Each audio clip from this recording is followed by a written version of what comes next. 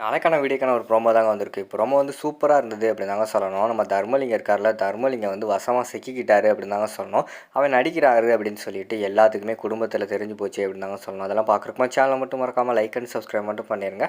First எடுத்தோடனே வந்து பாட்டியும் நம்ம அழகரும் பேசிக்கிட்டு இருக்கிற மாதிரி தான் காட்டிக்கிட்டு இருக்காங்க. டேய் எனக்கு என்னமோ வந்து உன் மாமனார் வந்து நடிக்கிறார் போல இருக்குடா அப்படிங்கிற மாதிரி சொல்கிறாங்க. என்ன பாட்டி உன் பையனை பற்றி நீ எப்படி சொல்கிற அப்படின்னு சொல்லிட்டு அழகர் வந்து சொல்லிக்கிட்டு இருக்காங்க. ஆமாடா எனக்கு வந்து அவன் முகரக்கட்டையை பார்த்தாலே தெரியும் அவன் வந்து நடிக்கிறானா இல்லையான்னு சொல்லிட்டு. அவன் நடிக்கிறான் தான் நினைக்கிறேன், அவனுக்கு கை கால்லாம் ஒழுங்காக தான் இருக்குது அப்படிங்கிற மாதிரி சொல்லிக்கிட்டு இருக்காங்க.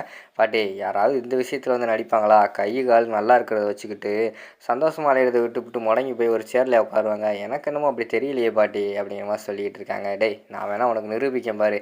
ஏன்னா என் பையனை பற்றி எனக்கு தெரியும்டா. அவன் வந்து ஆண்டாளை விட்டு பிரியக்கூடாதுன்னு சொல்லிட்டு தான் இப்படி பண்ணிக்கிட்டு இருக்கான். ஏன் தெரியுமா? நீங்கள் வந்து ஒரு வாரத்திலே வந்து அவங்க வீட்டுக்கு, அதாவது உங்கள் வீட்டுக்கு போகிறேன்னு சொல்லிட்டு நீங்கள் ரெடி ஆகிக்கிட்டு இருந்தீங்களே, அந்த விஷயத்தை கரெக்டாக பேசும்போது தான் அவன் இந்த மாதிரி நெஞ்சில் கை வச்சுட்டு உட்காந்தான். அப்போ எனக்கு டவுட் வந்துச்சு, இப்போ அதை நிரூபிச்சிருவோம் அப்படின்னு சொல்லிட்டு ஆண்டாள் லட்டு இருந்துச்சுல, அந்த லட்டு எடுத்துகிட்டு வாமா அப்படிங்கிற மாதிரி சொன்ன உடனேயும் லட்டை கொண்டு வந்தோடனே அதை வந்து அழகர் வந்து அவருக்கு இவர் தர்மலிங்கத்துக்கு முன்னாடி வச்சு 2 லட்டு சாப்பிட்ற மாதிரி தான் காட்டிக்கிட்டு இருக்காங்க. அடுத்து வந்து பவித்ரா வராங்க. எனக்கு ஒரு லட்டு அப்படின்னு சொல்லிட்டு அவங்க ஒரு லட்டு எடுத்துக்கிறாங்க. அடுத்து ஆண்டாள் ஒரு லட்டு எடுத்துடுறாங்க. மொத்தம் 20 லட்டு கொண்டு வந்தாங்க.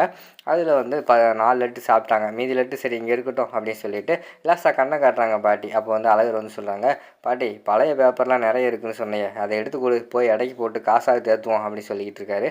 வாழை எடுத்தாரேன் அப்படின்னு சொல்லிட்டு பாட்டி வந்து அழகர் அங்கிட்டு கூப்பிட்டு போயிட்டு 2 பேரும் மறைஞ்சு இன்னும் பார்த்துக்கிட்டு இருக்காங்க. கொஞ்சம் தூரத்தில் தள்ளி தான் உட்காந்துருக்காரு தர்மலிங்கம். லட்டு இங்கிட்டு தள்ளி இருக்குது. இவங்க கரெக்டாக பிளான் போட்ட மாதிரி ஆள் இருக்காங்களான்னு பார்க்காரு. ஆள் இல்லைன்னு சொன்னோடனே விறுவிறுன்னு எந்திரிச்சு ஓடி வந்து 2 லட்டை தின்னுட்டு பழையபடி சேரில் போய் உட்காந்துக்கிறாங்க.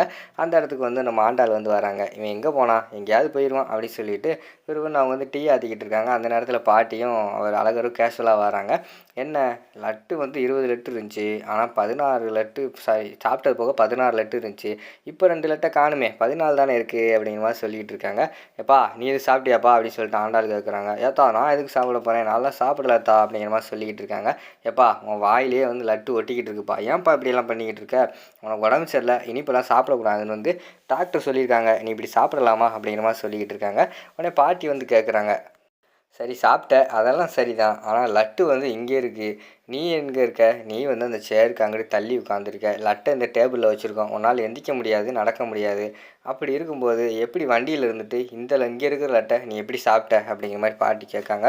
ஆமா நீ என்னம்மா இன்னும் மேலே பழி போட்டுக்கிட்டு இருக்க அப்படிங்கிற மாதிரி சொல்லிக்கிட்டு இருக்காங்க. டேய் உண்மையை சொல்கிறா, உன்னை பற்றி தெரியும்டா, நீ இந்த மாதிரி தில்லுமுள் நிறைய பண்ணுவேன், ஒழுங்காக சொல்லு, எப்படி வந்து லட்டை சாப்பிட்ட அப்படிங்கிற மாதிரி சொல்லிட்டு எல்லோரும் கேட்டுக்கிட்டு இருக்காங்க. அப்பா சொல்லுப்பா எப்படிப்பா லட்டை சாப்பிட்ட அப்படின்னு சொல்லிட்டு ஆண்டாலும் கேட்க ஆரம்பிச்சிடுறாங்க. அதோட பார்த்துக்கிட்டிங்கன்னா இந்த ப்ரோமோ வந்து முடிச்சிடுறாங்க.